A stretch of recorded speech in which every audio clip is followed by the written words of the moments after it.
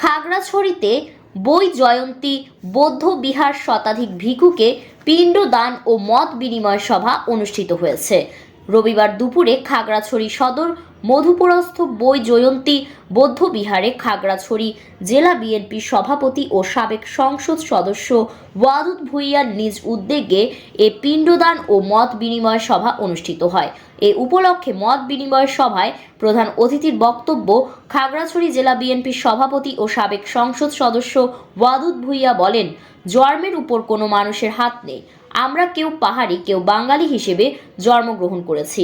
জন্ম যেমনই হোক, কর্মই আমাদের মূল পরিচয়। বাংলাদেশে যারা বসবাস করে আমরা সবাই বাংলাদেশি। পার্বত্য অঞ্চলে পাহাড়ি, বাঙালি, আমরা সবাই বাংলাদেশি। আমরা শান্তি চাই, যাতে আমরা মিলেমিশে একে অপরের প্রতি বিশ্বাস স্থাপন করতে পারি। এছাড়াও তিনি নেত্রী খালেদা জিয়া ও তার দল বিএনপির জন্য আশীর্বাদ কামনা করেন।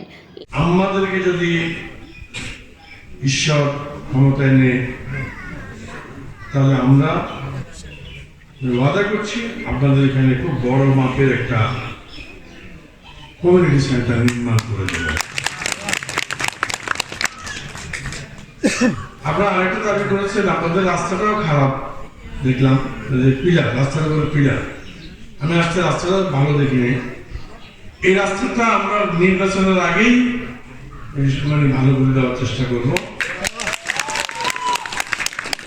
পাশাপাশি আপনাদের যে বিদ্যুতের খুঁটির কথা বলছি, এই বিদ্যুতের খুঁটি সরিয়ে দেওয়ার জন্য আমি দায়িত্ব নিলাম।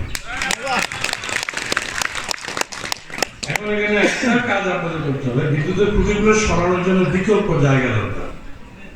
ওই জায়গাটা আপনাকে খুঁজে দিতে হবে।